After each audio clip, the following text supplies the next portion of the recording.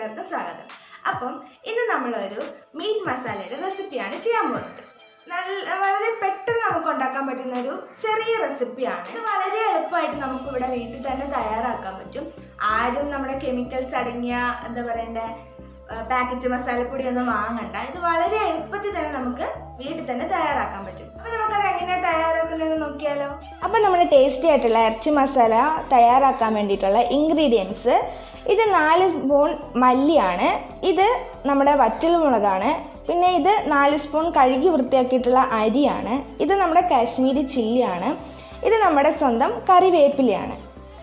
അപ്പം ഇത് മാത്രമല്ല നമ്മുടെ ഇറച്ചി മസാലയ്ക്ക് വേണ്ടിയിട്ടുള്ള ഇൻഗ്രീഡിയൻസ് വേറെ 3 പ്രധാനപ്പെട്ട ഇൻഗ്രീഡിയൻസും കൂടെ ഉണ്ട്. അപ്പം അത് കാണുന്നതിന് മുമ്പായിട്ട് നമുക്കിതൊക്കെ ഒന്ന് വറുത്തെടുക്കണം. അപ്പം നമുക്കിത് വറുത്തെടുക്കാം. അപ്പം ആദ്യം നമുക്ക് ഈ അരി ഒന്ന് വറുത്തെടുക്കാം, കാരണം അരിക്ക് ഇച്ചിരി മൂപ്പ് കൂടുതലാണല്ലോ. അപ്പം നമുക്ക് ആദ്യം അരി വറുത്തെടുക്കാം. അപ്പോൾ നമ്മുടെ അരി ഇവിടെ നല്ലോണം മൂത്ത് വന്നിട്ടുണ്ട്. അപ്പോൾ ഇത്രയും മതിയാകും. അപ്പോൾ നമുക്കിനി മല്ലി ഇട്ട് കൊടുക്കാം.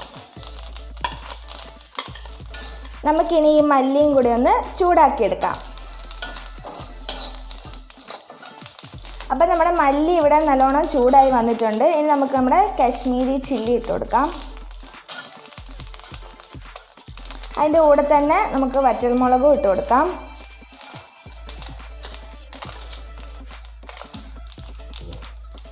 അപ്പം അതിൻ്റെ കൂടെ ഇനി നമുക്ക് കരിവേപ്പിലയും കൂടെ ഇട്ട് കൊടുക്കാം.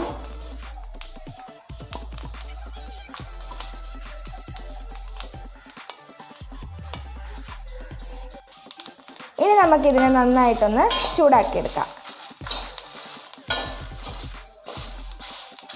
അപ്പോൾ ഇപ്പോൾ ഇത് നന്നായിട്ട് ചൂടായി വന്നിട്ടുണ്ട്.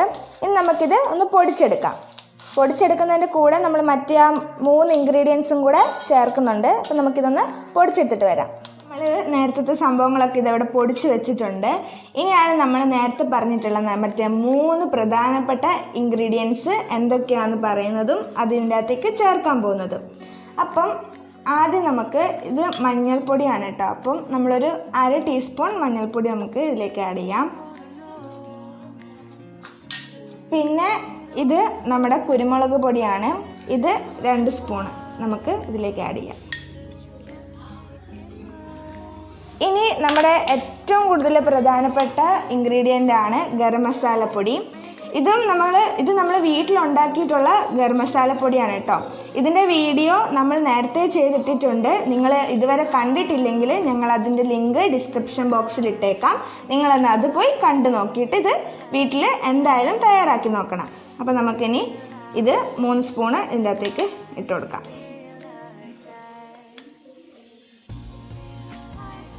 ഓക്കെ, പിന്നെ നമുക്ക് നമ്മളെല്ലാ ഇൻഗ്രീഡിയൻസും ആഡ് ചെയ്തിട്ടുണ്ട്. ഇനി നമുക്കിതൊന്നും കൂടെ പൊടിച്ചെടുക്കാം.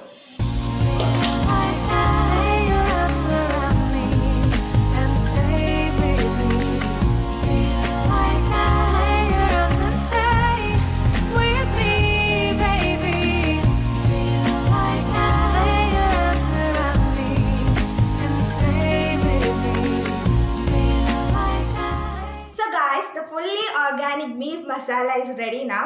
ഇതാണ് ഞങ്ങൾ വീട്ടിൽ സാധാരണ എപ്പോഴും ബീഫൊക്കെ വെക്കുമ്പം യൂസ് ചെയ്യുന്ന മസാല. അപ്പം നിങ്ങളിത് വീട്ടിൽ ട്രൈ ചെയ്ത് നിങ്ങളും നിങ്ങളുടെ ബീഫ് തയ്യാറാക്കുമ്പം ഇത് തന്നെ യൂസ് ചെയ്ത് ഉണ്ടാക്കാനായിട്ട് നോക്കുക. ഇത് വളരെ ഹെൽത്തി ആണ്. അപ്പം നിങ്ങളെല്ലാവരും ട്രൈ ചെയ്യണം. So take care, bye bye, see U.